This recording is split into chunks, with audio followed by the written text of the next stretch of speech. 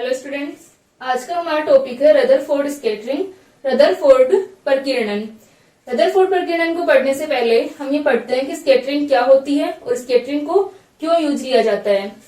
हमारे जो previous lectures थे इनके अंदर हमने देखा कि हमारे जो सेंट्रल फोर्सेज हैं उनके अंतर्गत गति करने वाले अगर हमें कण का पाथ पता हो, ठीक है, सेंट्रल फोर्सेज के अंतर्गत गतिशील जो हमारा कण है अगर उसका हमें पाथ पता होगा तो हम क्या निकाल सकते हैं, आर पर डिपेंडेंसी ज्ञात कर सकते हैं पोटेंशियल एनर्जी की। यानी यू आर जो है हमारी स्थितिज ऊर्जा वो आर पर किस प्रकार निर्भर करेगी उसको हम ज्ञात कर सकते हैं। किससे? कण के मार्ग के अध्ययन से, उसके पाथ की इक्वेशन से। दूसरा हमारे पास में हमें अगर आर पता होगा तो हम फोर्स को ज्ञात कर सकते हैं कि एफ आर जो है वो किस प्रकार आर पर डिपेंडेंट होगा। तो अगर हमें आर का मान पता है तो हम इनको ज्ञात कर सकते हैं। लेकिन जो परमाणविक कण होते हैं, यानी अगर हम बात करें पार्टिकल्स की, एटॉमिक पार्टिकल्स की, जो कि जिनकी गति को व्यवहारिक रूप से नहीं देखा जाता है, उनके लिए क्या यूज की जाती है, प्रकीर्णन मेथड को यूज करते हैं, स्कैटरिंग मेथड को यूज करते हैं। तो हमने प्रीवियस लेक्चर के अंदर एनर्जी इक्वेशन पढ़ी थी, एनर्जी कंजर्वेशन। एनर्जी कंजर्वेशन हमारी क्या था, ऊर्जा संरक्षण नियम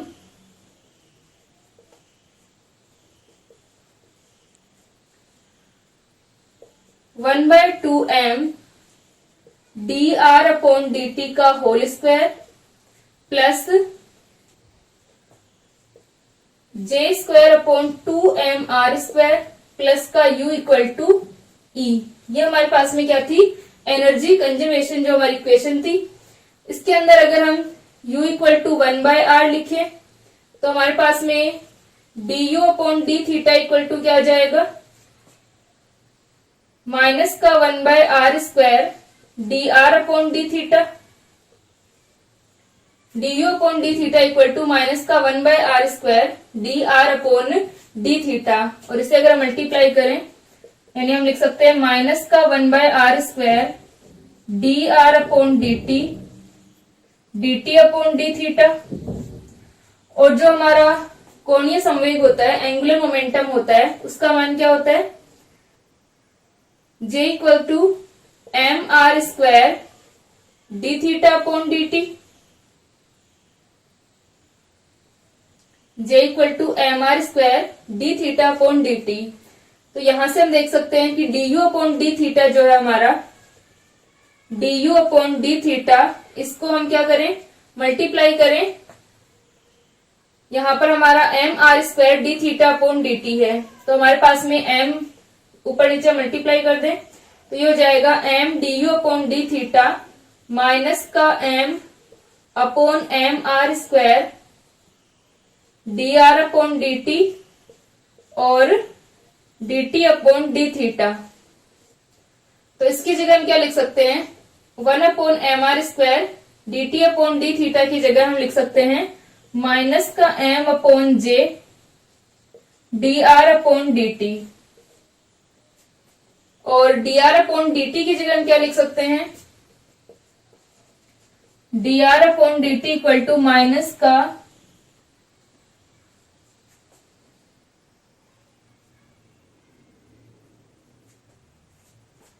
यहां पर हमारा m नहीं आएगा क्योंकि हमने m को ऊपर नीचे यही मल्टीप्लाई कर दिया है।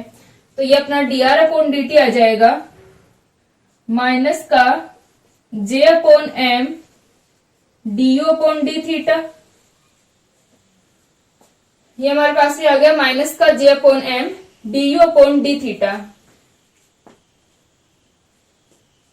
तो D are upon D T का मान हम इस इक्वेशन के अंदर रख दें। ये जो हमारी इक्वेशन है E माइनस का U equal to one by two M D R upon D T का होल स्क्वायर। तो ये हो जाएगा J square upon M square D you upon D theta का whole square plus J square upon two M R square. तो इसे हम लिख सकते हैं J square upon two M और वन अपॉन आर स्क्वायर को हम लिख सकते हैं U स्क्वायर। ये हमारे पास में इक्वेशन आ गई। तो ये जो इक्वेशन है इसके अंदर हम u theta, u equal to U theta, हमने डिफरेंशियल इक्वेशन लिखी थी, J square U square upon two M, J square U square upon M D two U upon D theta.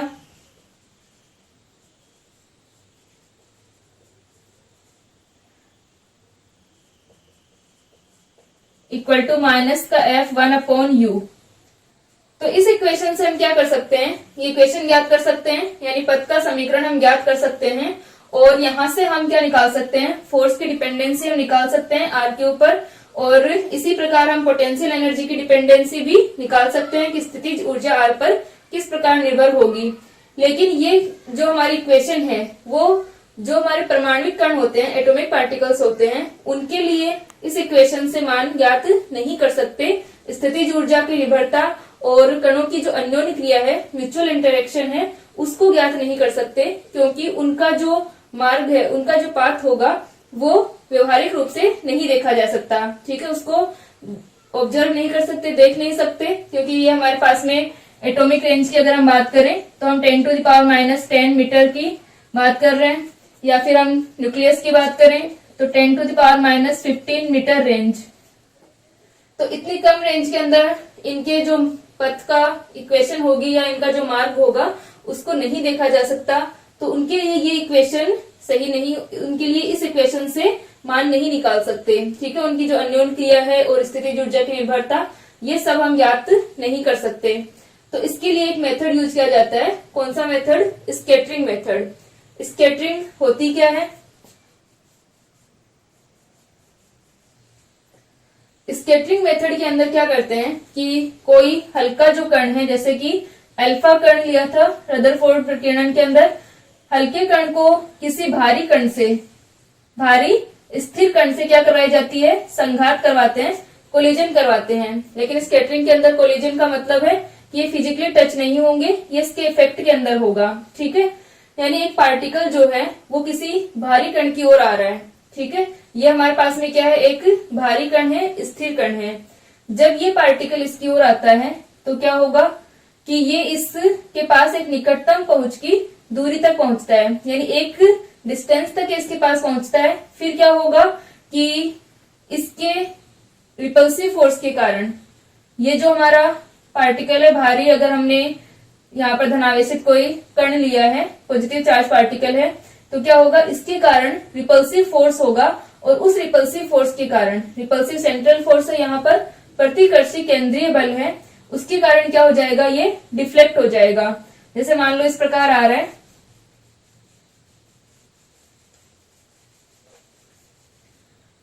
यहाँ पर हमारे पास में कोई भारी कण है, हेवी पार्टिकल है, चार्ज पार्टिकल, और दूसरा हमारा जो पार्टिकल आ रहा है, तो क्या होगा? जब तक वो इसके इफेक्ट में नहीं आता है तब तक तो वो क्या करेगा? एक सीधी रेखा पर गतिशील होता है, यानी एक लाइन के अलोंग क्या होगी? उसकी मोशन होगी। फिर जब वो इसके इफेक्ट में आता है तो क्या हो जाएगा? उसका पाथ चेंज हो जाता है, यानी वो अपने पाथ से डिफ्लेक्ट हो जाता है। उस पाथ से जब वो डिफ्लेक्ट होगा तो इसकी जो इनिशियल और उसकी जो फाइनल डायरेक्शन है, इसके बीच बनने वाला जो एंगल होगा वो एंगल क्या कहलाता है? फाई प्रकीर्णन कोण कहलाता है। ये प्रक्रिया जो यहाँ पर हो रही है, ये प्रोसेस जो यहाँ पर हो रही है, वो क्या कहलाती है? स्कैटरिंग कहलाती है। और इसकी इनिशियल और फाइनल डायरेक्शन के बीच में जो एंगल बनता है वो क्या कहलाता है? प्रकीर्णन। ये प्रकीर्णन कोण स्कैटरिंग एंगल कहलाता है। यानी एक तरीके से स्कैटरिंग क्या होती है कि हमारे पास में कोई भी पार्टिकल किसी टारगेट से इफेक्टेड होके, यानी उसके रिपल्सिव फोर्स के कारण, रिपल्सिव ये जो सेंट्रल फोर्स होगा यहाँ पर, उस फोर्स के कारण वो अपने इनिशियल पाथ से डिफ्लेक्ट हो जाए, तो उस प्रोसेस को हम क्या कहते हैं? स्कैटरिंग कहते हैं। यानी वो जिस पाथ से आ रहा था उस पाथ पर आगे नहीं बढ़ेगा, वो किसी एंगल पर डिफ्लेक्ट हो जाएगा। वो एंगल 0 से लेके 180 तक का हो सकता है। ठीक है, तो यहाँ पर अपने पास में क्या हो जाएगा? अगर इस तरह से डिफ्लेक्शन हो रहा है तो इस प्रोसेस को हम क्या कहते हैं? स्कैटरिंग कहते हैं। और ये एंगल क्या कहलाता है? स्कैटरिंग एंगल कहलाता है।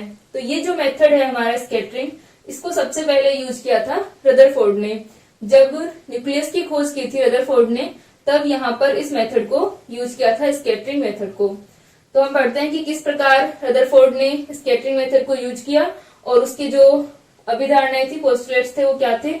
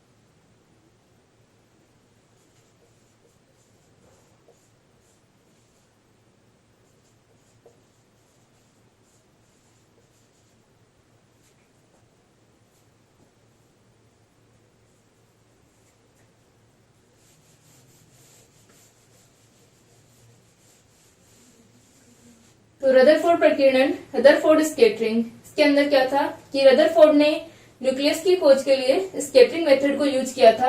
रदरफोर्ड ने बताया कि जो अल्फा पार्टिकल्स हैं, अल्फा पार्टिकल्स की लार्ज एंगल स्कैटरिंग जो हो रही है, वृहत कोण प्रकीर्णन जो होता है,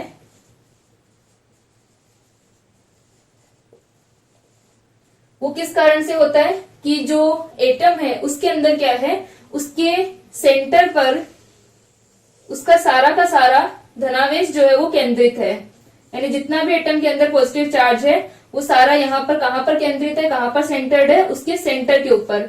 और इसी को क्या कहा था, न्यूक्लियस कहा था। यानी जो अल्फा पार्टिकल थे वो इस न्यूक्लियस के पास से जो जा रहे थे वो क्या हो रहे थे, लार्ज एंगल पर स्केटर्ड हो रहे थे।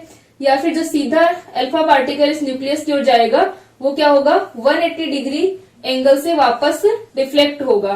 इसका मतलब अल्फा पार्टिकल जो कि एक पॉजिटिव पार्टिकल है, पॉजिटिव चार्ज पार्टिकल है, वो क्या हो रहा है, इस एटम से जो डिफ्लेक्शन यहाँ पर हो रहा है वो क्या होगा, इसके सेंटर से ज्यादा हो रहा है। ठीक है, यानी सेंटर से यहां से डिफ्लेक्शन होगा। इसका मतलब कि परमाणु का जो समस्त द्रव्यमान या हम कहें कि उसका जो सारा का सारा धनावेश है, पॉजिटिव चार्ज है, वो उसके सेंटर पर क्या है, सेंटर्ड है। और इलेक्ट्रॉन इसमें क्या है, समान रूप से वितरित है।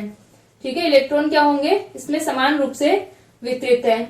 इलेक्ट्रॉनों के कारण कूलाम जो रिपल्सिव फोर्स है वो क्या है, नेग्लेक्ट है। यानी नेग्लेक्ट हम उसको मान सकते हैं, ये इसके इलेक्ट्रॉन के कारण जो इंटरेक्शन होगी उसको क्या मान सकते हैं, नेग्लेजिबल मान सकते हैं। ओनली यहाँ पर जो प्रोसेस हो रही है स्कैटरिंग के अंदर, जो फोर्स लग रहा है वो किसके कारण है, इस न्यूक्लियस के कारण है। ठीक है, तो यहाँ पर अल्फा पार्टिकल्स की लार्ज स्कैटरिंग जो थी वो किसके कारण हो रही थी, न्यूक्लियस के कारण। और इस न्यूक्लियस की जो रेंज थी वो बहुत ही कम है, अप्रोक्सीमेट 10⁻⁻14 मीटर है। यानी एटम का जो सारा पॉजिटिव चार्ज है वो इतनी कम रेंज के अंदर क्या है, सेंटर्ड है। और इसके जो पोस्टुलेट्स थे रदरफोर्ड स्कैटरिंग के वो क्या थे कि एक तो हमारा कि एटम का जो पूरा पॉजिटिव चार्ज क्या होगा, उसके सेंटर पर सेंटर्ड होगा और बहुत ही कम रेंज के अंदर। दूसरा था कि अल्फा पार्टिकल जो है उससे नाभिक जो यहाँ पर लिया गया था, यानी न्यूक्लियस जो है वो इतना भारी है कि अल्फा पार्टिकल की संघात का या हम कहें कोलिजन का इसके ऊपर कोई इफेक्ट नहीं हो रहा था। यानी ये अपनी जगह स्थिर था। और अल्फा पार्टिकल क्या हो रहे थे, स्कैटर्ड हो रहे थे, प्रकीर्णित हो रहे थे। तीसरा था कि इलेक्ट्रॉनों के कारण अल्फा पार्टिकल की यहाँ पर इंटरेक्शन क्या थी, नेग्लिजिबल थी। और फोर्थ हमारा पॉइंट था कि अल्फा पार्टिकल और न्यूक्लियस दोनों ही क्या है, बिंदु मात्र हैं, यानी बहुत छोटे हैं। क्योंकि न्यूक्लियस की जो रेंज होती है, न्यूक्लियस की रेडियस क्या होती है, 10⁻⁻15 मीटर या फर्मी के अंदर लेते हैं। ठीक है, तो यहाँ पर क्या था कि ये पोस्टुलेट्स रदरफोर्ड ने दिए थे। अब यहाँ पर हम रदरफोर्ड जो स्कैटरिंग है उसके लिए हम यहाँ पर पाथ की इक्वेशन निकालते हैं पार्टिकल की। अल्फा पार्टिकल की पाथ की इक्वेशन को हम याद करते हैं कि किस प्रकार यहाँ पर रिपल्सन होगा, रिपल्सिव फोर्स किस प्रकार से कार्य करेगा।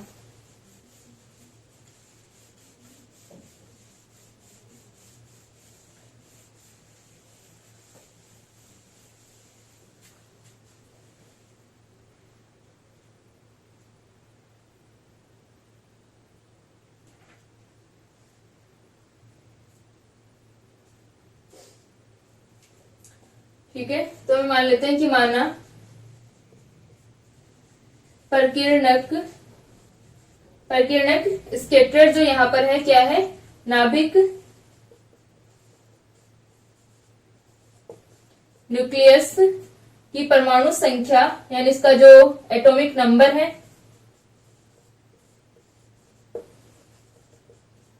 जेड है, तो उसका चार्ज कितना होगा, उसका आवेश चार्ज कितना हो जाएगा।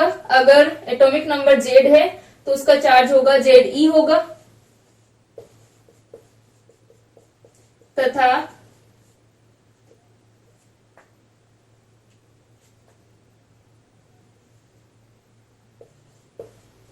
अल्फा कण का, अल्फा पार्टिकल का चार्ज कितना होता है, 2e होता है।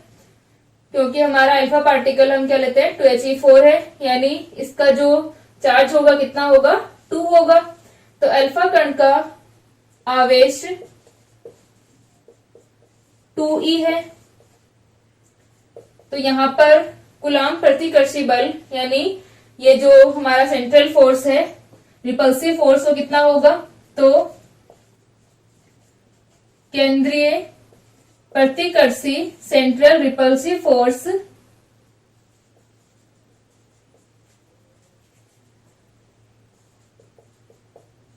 बल निम्न होगा। कितना आ जाएगा Fr equal to K Z E 2e upon R square. क्या होता है के Q upon R square, K Q1 Q2 upon R square R cap. ये हमारे पास में जो हमारा सेंट्रल रिपल्सिव फोर्स है उसका मान होगा। और इस पूरी वैल्यू को हम क्या ले लेते हैं स्मॉल के ले लेते हैं, और यहां पर अपना आ जाएगा K upon R square R cap. और ये अपनी जो वैल्यू है स्मॉल के हमने किसको लिया है के 2kZe स्क्वायर को, जहां पर के हमारा फोर्स कांस्टेंट होता है 9 × 10⁹ यहाँ पर इसकी वैल्यू होती है। और यहाँ हम इन पूरी वैल्यू को डिफाइन कर रहे हैं स्मॉल के से। तो ये जो हमारा फोर्स है Fr equal to K upon R square R cap क्या है एक सेंट्रल रिपल्सिव फोर्स है। यहाँ पर पॉजिटिव साइन है, माइनस साइन किसको शो करता है अट्रैक्टिव फोर्स को, और ये रिपल्सिव फोर्स है क्योंकि अल्फा पार्टिकल पॉजिटिव पार्टिकल है। और हमने जो ये लिया है हमारा जो एटम होगा उसके अंदर न्यूक्लियस क्या होगा एक पॉजिटिवली चार्ज होगा। ठीक है, तो यहां से अपने पास में आ गया Fr equal to K upon R square R cap. तो पोटेंशियल एनर्जी कितनी होगी, स्थितिज ऊर्जा U इक्वल टू माइनस का infinity to R F vector dr vector. F dot dr यहां से हम निकालें तो U का मान कितना आ जाएगा इंफिनिटी टू आर के अपॉन आर स्क्वायर dr। तो ये अपना आ जाएगा यहां से माइनस का के अपॉन माइनस का के और 1 अपॉन आर स्क्वायर का इंटीग्रेशन आर की पावर -2 का इंटीग्रेशन करेंगे हम तो क्या होता है आर की पावर -2 + 1 डिवाइडेड बाय -2 + 1। तो ये हो जाएगा -1/r, माइनस का 1/r, एक माइनस बाहर है तो ये हो जाएगा के 1 अपॉन r। और जो हमारी लिमिट है वो क्या है इंफिनिटी टू r। तो यहां पर हम रख दे के 1/r माइनस का 1/∞, तो ये हो जाएगा k/r, क्योंकि 1/∞ क्या होता है 0 होता है। तो अपने जो पोटेंशियल एनर्जी है U का मान कितना आ गया k/r आ गया। तो U इक्वल टू k/r रख दे हम।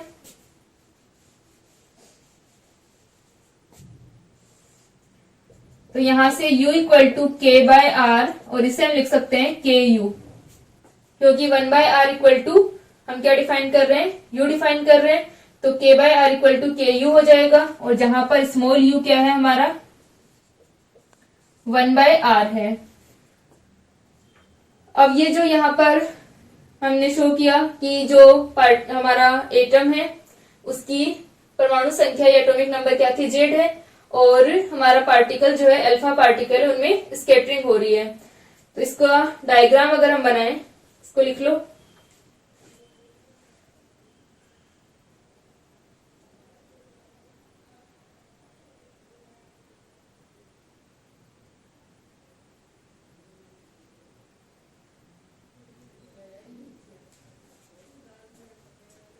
हो गया यहां तक।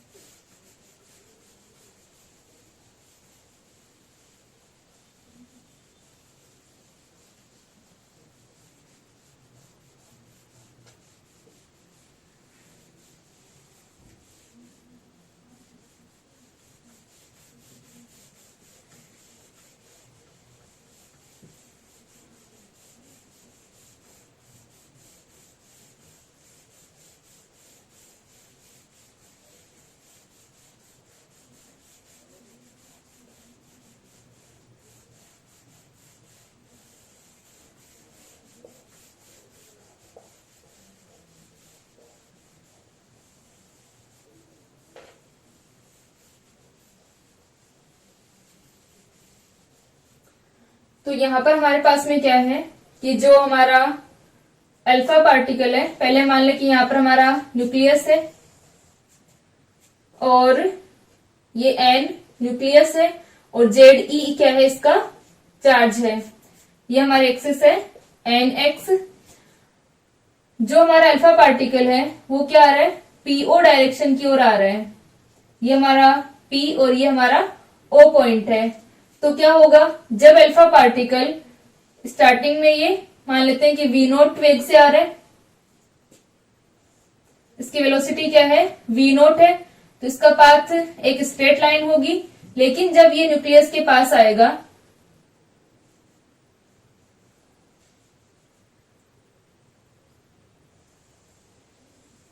तो क्या होगा, न्यूक्लियस के पास से जब ये गुजरेगा तो यहां पर रिपल्सन के कारण वो अपने इनिशियल पाथ से डिफ्लेक्ट हो जाता है और अब उसका जो पाथ होगा वो इस प्रकार का हो जाएगा।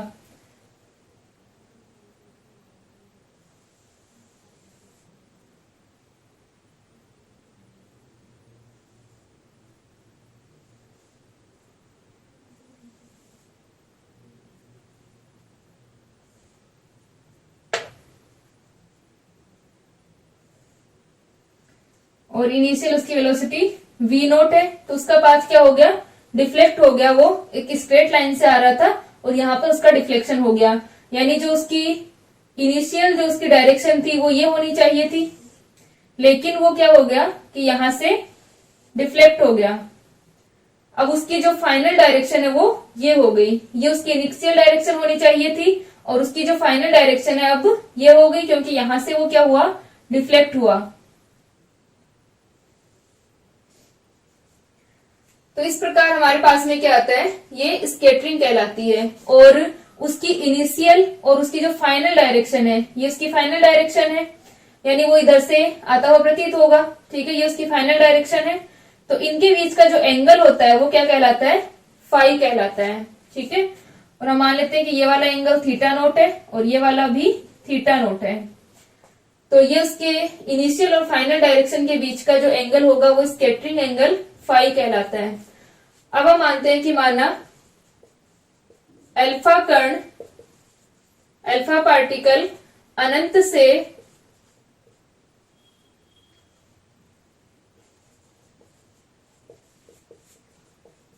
से नाभिक की ओर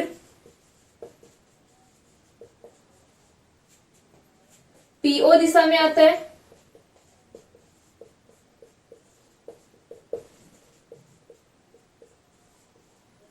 ठीक है, प्रारंभ में उसकी कुल ऊर्जा, उसका वेग या उसकी वेलोसिटी जो है, उसका वेग वेलोसिटी क्या है, वी नोट है, तथा उसकी कुल ऊर्जा जब तक वो न्यूक्लियस के इफेक्ट में नहीं आएगा उसकी टोटल एनर्जी क्या होगी, उसकी काइनेटिक एनर्जी होगी। फिर यहाँ पर उसके पास में क्या होगी, पोटेंशियल एनर्जी होगी इस रिपल्सिव फोर्स के कारण। तो यहाँ पर हम लिख सकते हैं कि उसकी कुल ऊर्जा क्या होगी, उसकी कुल ऊर्जा उसकी काइनेटिक एनर्जी होगी।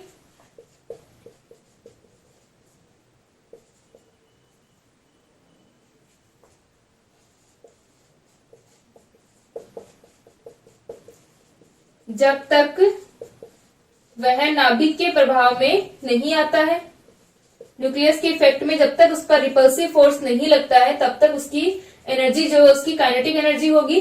बाद में उसकी फोर्स के कारण ये पोटेंशियल एनर्जी आएगी उसके पास, तब तक जब तक वह नाभिक के प्रभाव में नहीं आता है।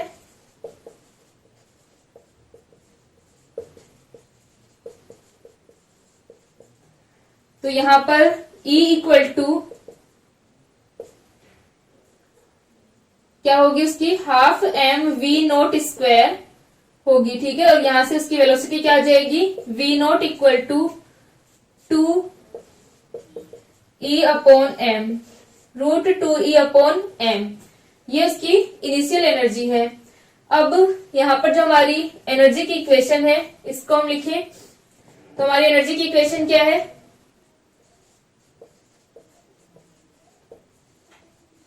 ऊर्जा संरक्षण समीकरण E minus U equal to 1/2 J square upon M D you upon D theta का होल स्क्वायर प्लस जे square U square upon 2m। ठीक है, इसको लिखो।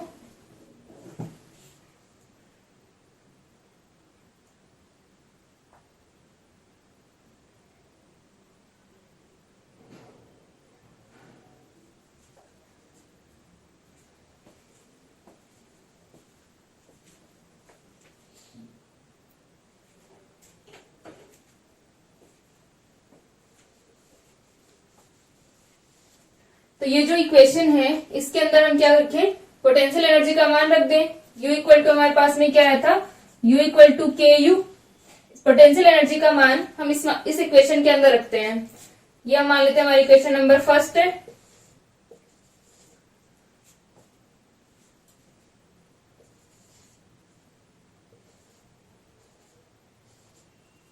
तो समीकरण 1 से हम क्या रख दें, मान रख दें।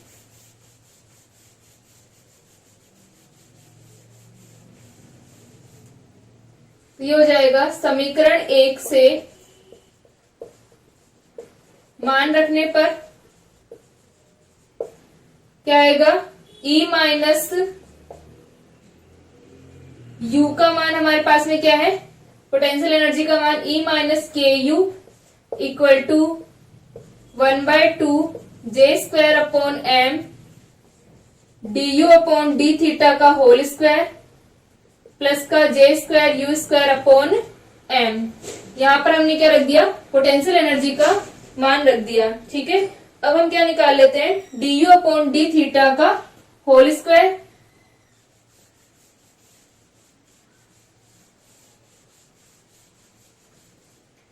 तो ये हमारी इक्वेशन आ जाएगी, D you upon D theta का whole square J square upon 2m equal to E minus के यू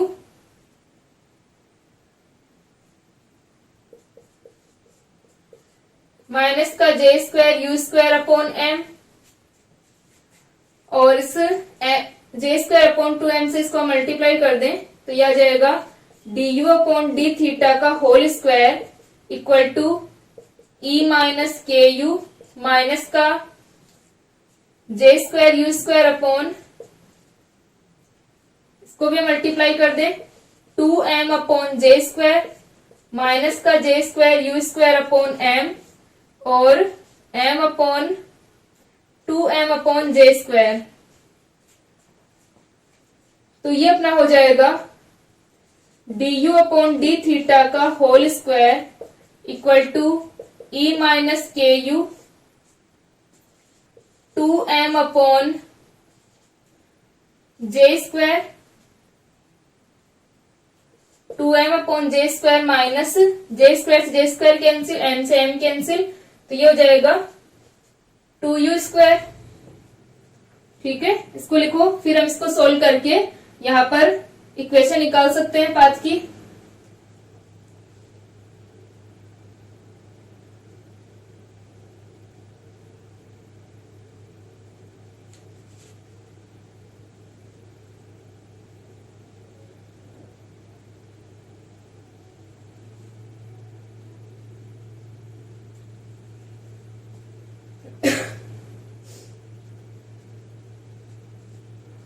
ठीक है, यहां तक हो गया। यहां पर भी हमारा 2m है तो ये हो जाएगा u स्क्वायर। अब जो हमारी इक्वेशन है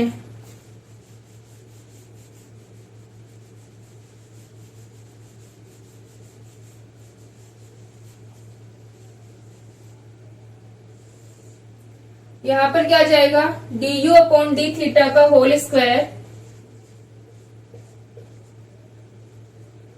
और यह आ जाएगा प्लस का you square equal to E minus के यू 2m अपॉन जे स्क्वायर। इसको अंदर मल्टीप्लाई कर दे हम तो ये हो जाएगा D you upon D theta का होल स्क्वायर प्लस का you square equal to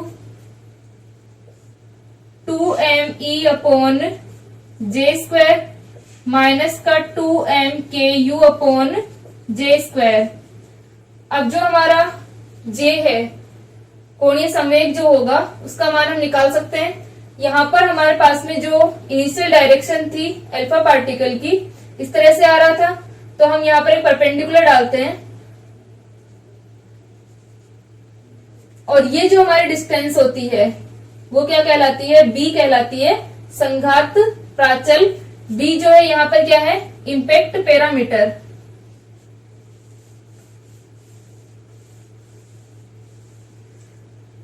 be का मान क्या होगा, हम एक परपेंडिकुलर डाल रहे हैं एन एम, और ये जो बी है वो क्या कहलाता है, इम्पैक्ट पैरामीटर, संघात प्राचल कहलाता है।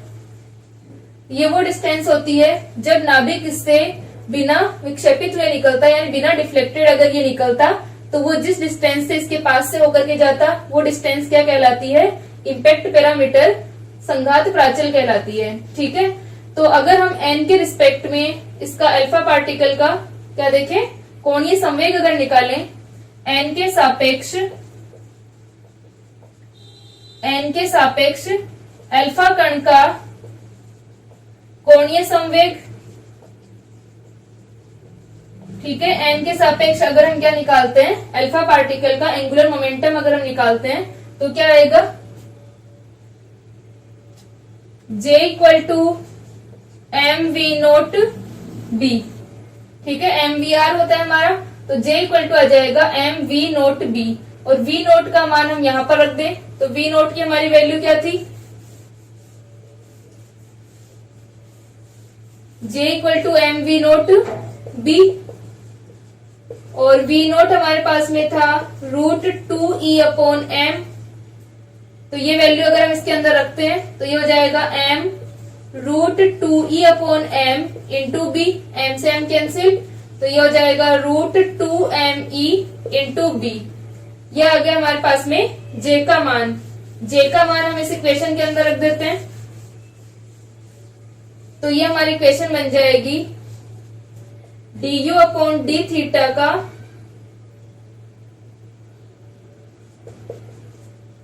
होल स्क्वायर प्लस का you square equal to 2me upon J square.